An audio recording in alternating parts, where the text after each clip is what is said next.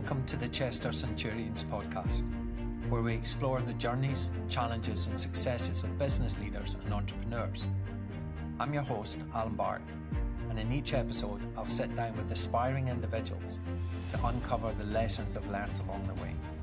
Today, I'm joined by Peter Bradshawe, a pharmacist turned business leader and the driving force behind Speeds Healthcare, a company that's grown significantly in the healthcare sector, supplying independent hospitals, clinics and pharmacies across the UK.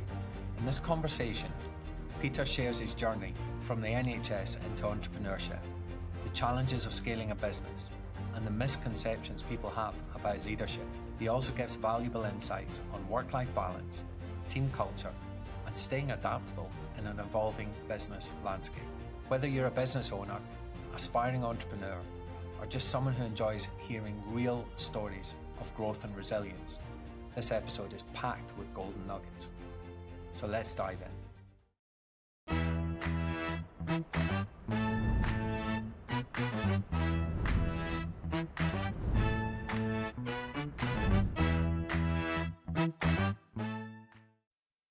So Peter, welcome to the Chester Centurion Podcast. Thank you very much, Alan. Thanks for having me. You're very welcome. So before we get started today, I'd really like to know a little bit more about business, what it is you do, and how long you've been trading. Yeah, so Speeds Healthcare has been in Chester for over 20 years. We provide to independent healthcare settings around the UK, everything from independent hospitals to clinics, both from large multiple groups, right up to individual business owners. And our heritage is in pharmacy. So we have four main arms to the business. We are both a pharmacy because that's our heritage.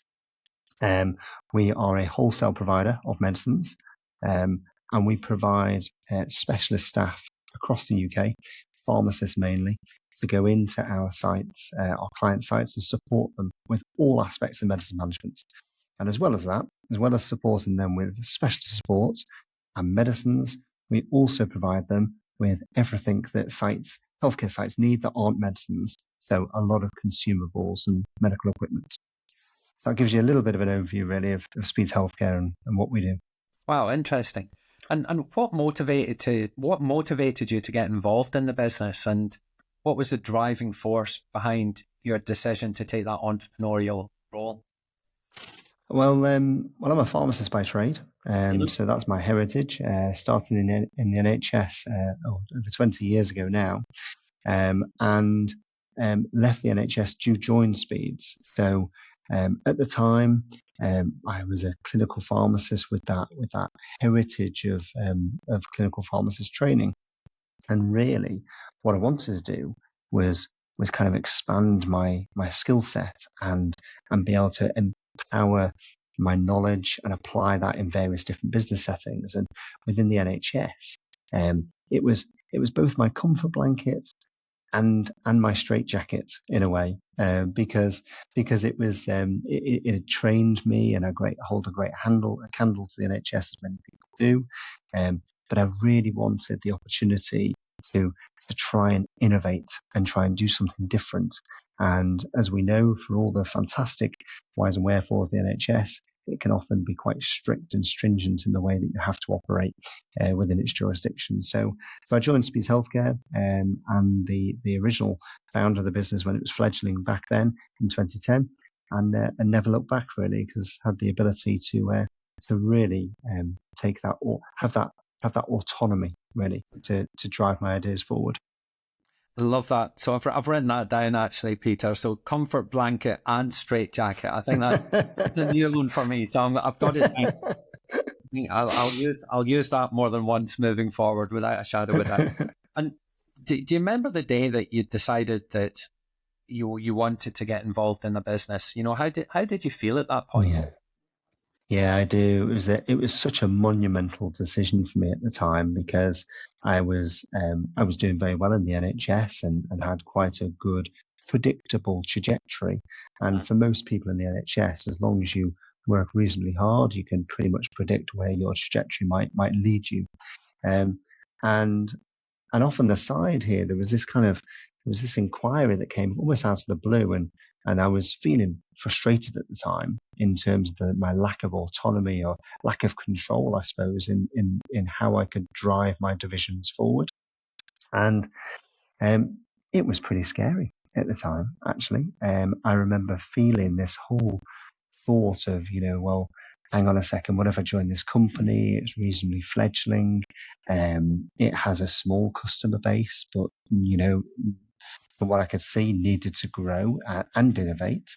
And at the time, I'd just taken on a house. I'd just got engaged, and you kind of thought to yourself, am I ready to risk all of that stability to take something that will inevitably you think be more exciting, but you don't know unless you step over that threshold, really. So yeah, I remember that quite well. And that's the point, isn't it? And we use the phrase that if a decision doesn't fill you full of a little bit of fear and a little bit of excitement, then it's probably the wrong decision in the first place. But there's definitely something there. There's definitely something that stops most people from making that entrepreneurial leap, but spurs a lot of people on as well. So I'm always interested in how people feel on the day that they make that decision. So it was quite interesting to hear that, Peter. Yeah, and I think with regards to the the NHS, when I mentioned about that comfort blanket, it is predictable. You do know you're going to get a pay packet at the end of every month. You know as long as you do a decent job and work hard, there'll be predictable rewards for you. So it was quite a step into the unknown at the time. Let's just jump on this roller coaster and see what happens, right? It really was. It was. So what are some of the misconceptions about running a business, and how do you go about addressing that? Oh, I suppose really you think if you run a business, you're going to get all the freedom that you want, and you're going to be able to do whatever you want and take whatever decisions you want. And I think ultimately, there are responsibilities in leading a business, leading people, having the responsibility to make sure that you nurture and develop a successful business, making sure that you bring the team along with you and you harness that really developing culture and try and work from within. And that's really hard, to continue to be the inspiring leader. And everybody thinks that when they join a business, it's going to be successful. And, that isn't always the way. It takes hard work. For the last 15 years, there are, for many, many business leaders, innumerable sacrifices that have been taken in order to drive the business forward and provide that kind of moral ongoing protection for the team and for the success of the business. And I think often, aside from that, you've also got the responsibility to drive the business and make it profitable, and they often say, revenue is flattery. Without actually having underlying profit, then the company cannot continue to reinvest and develop itself back and grow and give and kind of nurture that growth for the team and its customers, really. So I think sometimes it's it's the bearing of responsibility, and I think it's as long as you balance that with the enjoyment of running it, and you're very passionate about what you do, then normally the stars can align. Beautiful. I love that. What a response. So how do you maintain a work-life balance as a business owner, and do you have any sort of personal rituals or habits that keep you motivated and focused? I saw that smile there, Pierre. Yeah. Well, it's a very, very difficult thing to balance. My wife will tell you I definitely haven't cracked it. Okay. I'm looking at I do, and I think I consider myself reasonably lucky in that I'm able to compartmentalize rather well, and I think that's a skill that I've had to develop for quite some time. I have a great family, and that gives me a lovely escapism from the challenges of the everyday. I actually live a good half an hour drive away from the office, which in a way kind of helps me to detach and gives me a decompression as I leave the office, and gives me time to reflect on the day and start thinking about the opportunities that might come on the next day, and allows me to kind of distill that before I arrive home. So I think that I think that certainly is one way I'd describe it.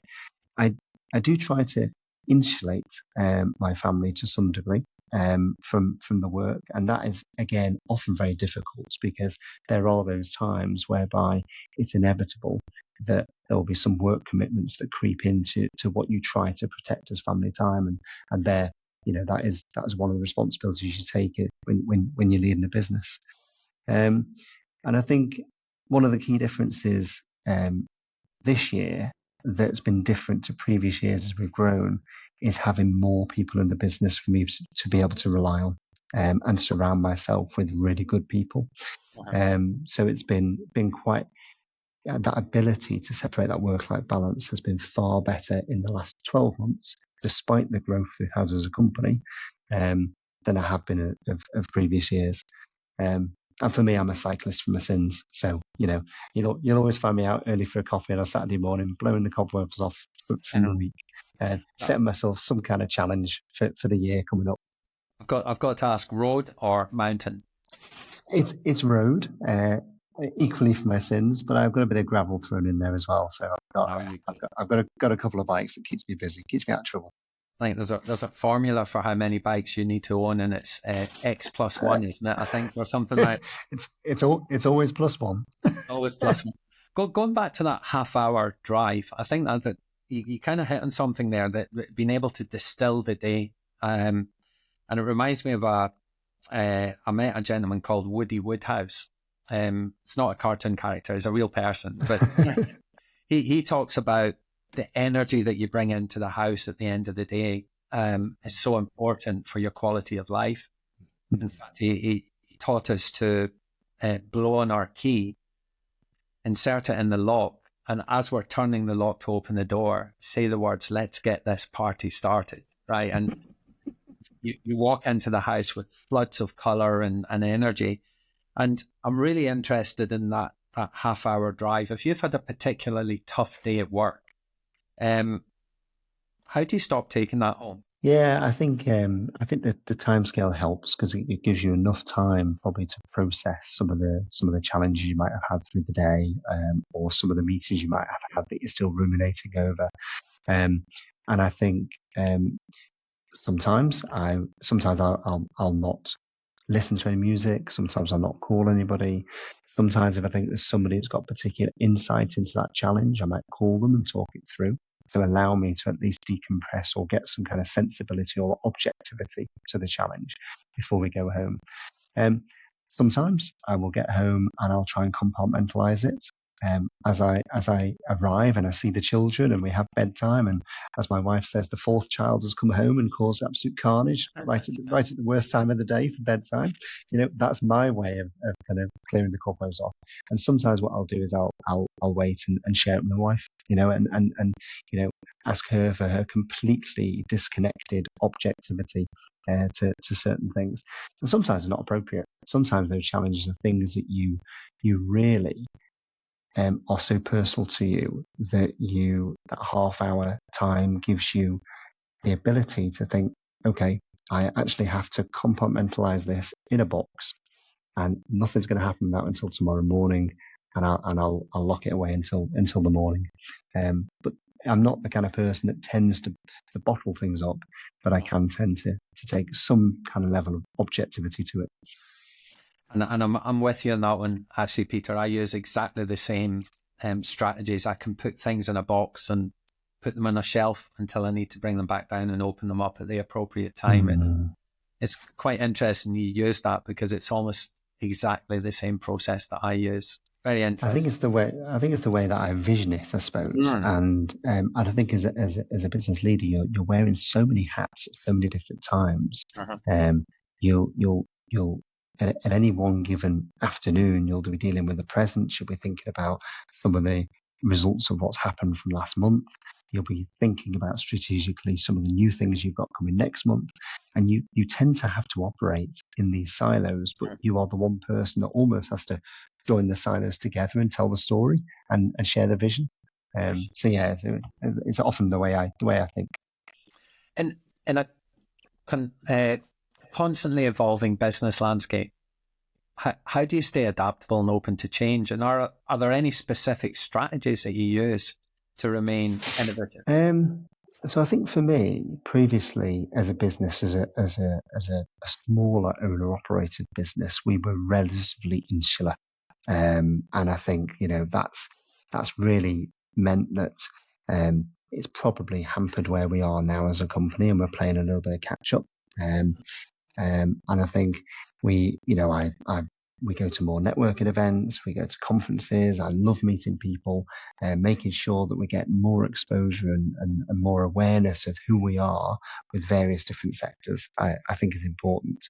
For me, I'm trying to profess an openness within the whole company and trying to have this culture where I share ideas as much as possible with the team and maintain that connection with the team, because what you tend to find is that then comes straight back up, because the ones with the ideas, the ones who want to innovate, our team are the ones that speak to our customers. They know what the customers want. They know about the problems, and they'll hold the solutions. So trying to have that dynamicism in the team, whereby whilst the company grows and we have more layers, I can actually try and keep it as flat as possible to keep the ideas flowing. We don't want to micromanage people. We want to try and make sure that actually, they are empowered to try and innovate and share ideas and thoughts and things that we could do with the whole company. So I think about technologies and in our sector, there's a lot of automation in medicine supply, and trying to think about, well, when's the right time to actually to automate that? Where's the tipping point? And often the answer for that comes from the team and the management that actually run the operation. So trying to make sure they're well empowered. I suppose, making sure we measure what we do. Again, as a smaller business, we haven't always reflected objectively on the way we run our business. Now with having better people in, it's given us the ability to look at data and think about, what does the data tell us? What does it inform us? How can we use that to better assess the performance and strategy of the company going forward? And all of this time just trying to look up and look at the competitive landscape and think in the sector. As long as we know the sector and we remain the experts in it, we can stay at the forefront of trying to be ahead of the game, really. I think there's a really important point right at the end there, that looking up and having a look at the sector. And what I find is a lot of business owners end up in the weeds and sometimes don't have time to look around them and see what's happening in the market. So that's a really, really key point there, having time to be able to do that. It has, and I think that listen, we've doubled the business in the last year. We've gone from 42 to 90 staff as we sit here today. In that time, we've doubled the revenue and the work that's gone through and the workload. We've taken on a new site in Chester. We've moved from 4,500 square foot to 40,000 square foot. We've renovated, moved the team in, and through that, it's been really difficult not to be in the weeds. And I think as a leader, because you felt the responsibility to succeed for the team and lead them through that what has been a really exciting but challenging period. So making sure you retain enough time. Well, they always say, take a day a week to take yourself out of the office and retain looking up, and make sure you're always keeping fresh, keeping an eye on what's coming down the road. Take a day a week to take yourself out of the office and look up. Wow. Well, do you know what? It's I'm not the kind of person that traditionally has always worked from home. I'm a pharmacist. We're traditional by our very nature. And I do like I like coming into the office in Chester. I like driving in and being with the team, and I'm a very visible leader. But I think one thing has certainly taught me this year, and that is when you do remove yourself from the activities of the day to day, it gives yourself time to stop, think, and look up really. Rather than all the, as you say, all the challenges of the day to day, you find they can consume your diary if you let them. Yeah, there's a couple of real golden nuggets in there. Thank you for that, Peter. What next? If you could give us a glimpse of the future and the goals for the business. I mean, you've doubled over the last 12 months. What's the next chapter? Yeah, well, I think given that we've grown so quickly over the last year, we've firstly got some brilliant people in the business. I've had that opportunity to surround myself with people that can really do some aspects of the role better than me. Okay, and that's been a really important lesson. Actually having the ability to accept that you can bring and surround yourself with people who are really good at very specific things. So that for me has given us the ability to almost rebuild and restructure the foundation of the business ready for that growth. So whilst we're still working on solidifying where we are, we are one of the leading suppliers, certainly, for example, in the ophthalmic sector. It's something that will continue to grow in and solidify our place in that market. There's a lot of aligned markets that we will continue to certainly reach out into. We've got a fabulous facility. We've got 40,000 square foot here to fill. We've got an unparalleled supply facility. There's not many places in the UK you will find with the capacity and the skill mix and the fantastic team that we've got here. So certainly there's going to be certainly a bit of support into any of those markets where they manage medicines, and given us the ability to think a little bit differently from what we've done before. So whilst we've previously very traditionally supplied out to sites, 3/4 of our 4 pillars of business are supply focused. We're in the middle of a business park here, and we've had businesses asking us, well, what about our flu vaccines? Can you guys get your pharmacists to come in and give us our flu vaccines? And we said, well, of course we can. So there's been lots of incidental opportunities, probably just from that move, which allow us to kind of grow those various other services that we're looking at. So lots of ideas to keep us going into 25, as well as maintaining that foundation of business whilst we enter the new sectors. Peter, it's been an absolute pleasure having you on. Thank you. And what a success story. What a business. And there's some real golden nuggets here from today, certainly for myself. Surround yourself with people who are better than me. I think that was not Henry Ford that said that, I think, originally. So there's a good few people that have said it, but no truer word when you experience it to realise how well it actually works. And listening to your team, given those clear channels of communication from everybody within the team can influence the future success of the business. That was pretty cool. And, take a day a week to look up and make sure you understand the market properly and what's coming down the road. I've got one more question for you, Peter, if you'll allow me. Yeah, go for it. What would your advice be to aspiring entrepreneurs who are just starting their journey or maybe facing challenges in their own business? I'm looking for 3. If you can stretch to 3, Peter, that'd be awesome. Okay. Believe in yourself. You are more able than you give yourself credit for. Don't let the imposter syndrome kick in. One of the things that's I hark back to my uni days when I had a poster of this on my wall, and I still live by it today. And that is that I'll never forget the phrase that the difference between ordinary and extraordinary is that little bit extra. And I live by that because it very much defines what Speeds has become and the way we support our clients. Just be that little bit extra. It speaks volumes.